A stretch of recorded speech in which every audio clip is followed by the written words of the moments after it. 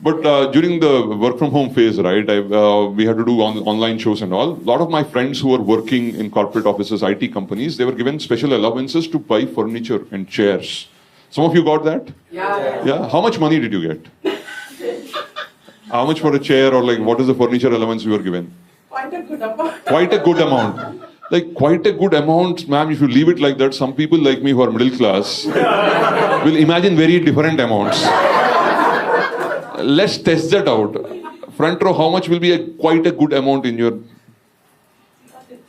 15K is quite a good amount. You got, that's what you got. Okay, 15K is quite a good amount? No.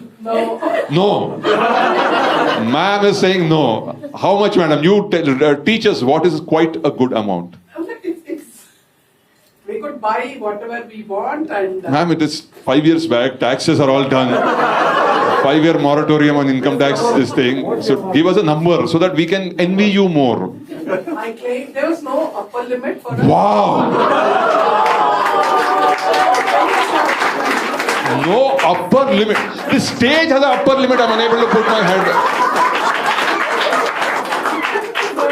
The bills and the reimbursements for around 30-35 worth I could get furniture. Wow. Economically comfortable. Because you were a little concerned. If I claim too much, maybe they'll feel bad. Let me just temper my desire. Oh, wow.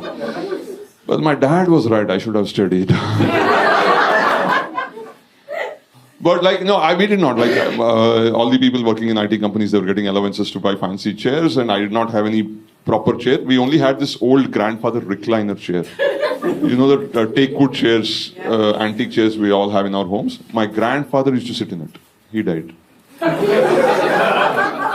Then my grandmother used to sit in it. She died. Then my dad gave it to me.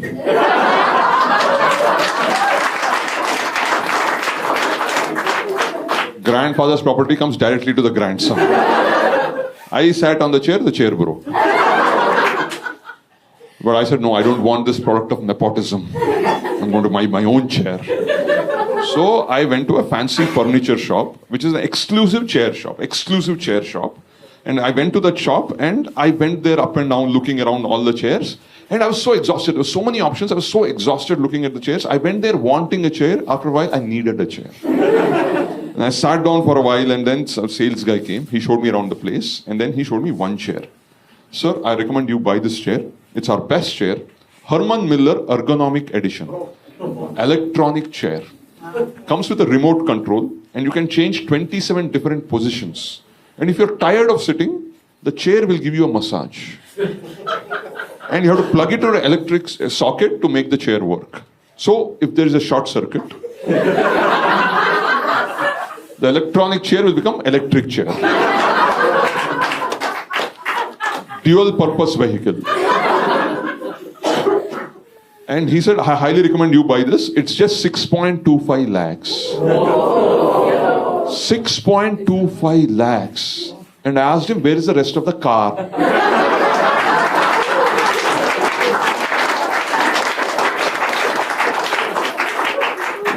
And he said, no sir, you have to come in a SUV to buy this chair. Come on man, I obviously can't buy something like that. Show me something reasonable. Then he took me into a different section of the store and said, sir, you buy this chair. It's just 75,000 rupees. It fits your height. Or I will also suggest this chair. It's just 80,000 rupees. It fits your posture. And I told him, I'm willing to change my posture. I'll sit upside down if necessary. Show me something that will fit my bank account. And he looked at it and said, okay sir, with this money you can buy that chair, sir. You see that chair? Watchman is sitting outside. That plastic chair you can buy on EMI. He said, come on man, I have fancy audience. Come on, they can pay enough tickets for me to buy a decent chair. Show me some nice chair. But by the time he realized I'm not a high value customer. He just had to sell me one chair, and then he took me to another part of the store and he showed me one chair, and now he went into that sales mode. You've seen salespeople when their entire demeanor changes because they want to make the sale. And he showed me one chair and said, Sir. Not sir, Sir. I'll explain the difference. A sir is a British knight. A Sar is a South Indian idiot. If anybody calls you a Sa, they're trying to make you an idiot. The more As they are, the bigger the idiot you're going to become.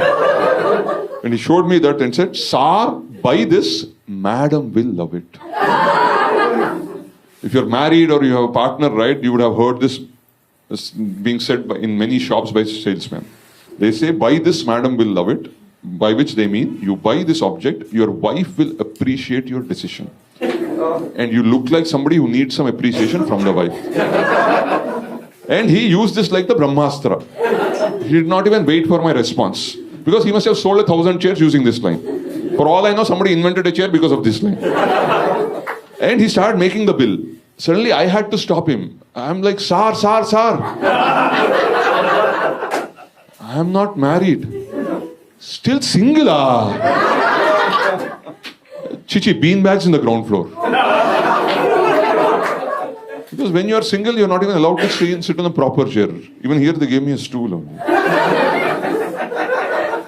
But forget this happening in a shop. Imagine this happening in your own house.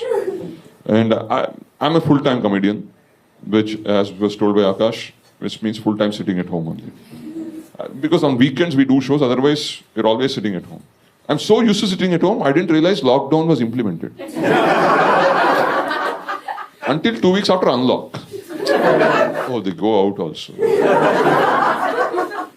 And because I always sit at home, I discover new species. Once I discovered something called afternoon sales girls. Have you ever seen an afternoon sales girls? These are women who come door to door to sell typically home cleaning products between 11 a.m. and 4 p.m. to housewives. They come after the men and the working women, they all had left the house. So one day, my area afternoon sales girl came and knocked on my door. And I opened the door. She was confused.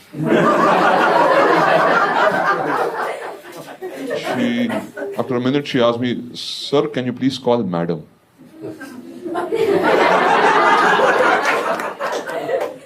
Madam is not there. When will she be here?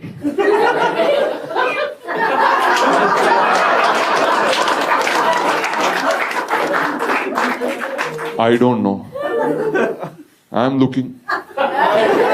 Parents are also searching. If you know somebody, please suggest.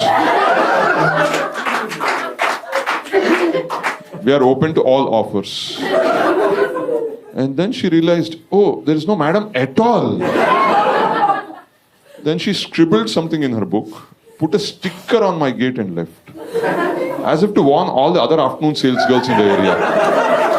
Don't enter this house. Some weird creep without a madam is sitting alone there. But my mom and my dad are trying very hard to get me married. They're trying very hard to get me married. But they're not succeeding. Because my mom and my dad are both searching a bride for me, but they're searching separately. They're not tag teaming, they're not collaborating, there's no synergy between their efforts. They're searching separately because my mom is searching with a torchlight, my dad is searching with a tube light. They're searching separately because my mom and my dad have two different set of criteria about how my future wife should be. And none of the criteria match. None of the criteria match. If I have to fulfill both my parents' criteria, I will have to marry two different girls. But you may ask me, but Saikiran, what about your criteria? Well, marrying two girls will fulfill all my criteria.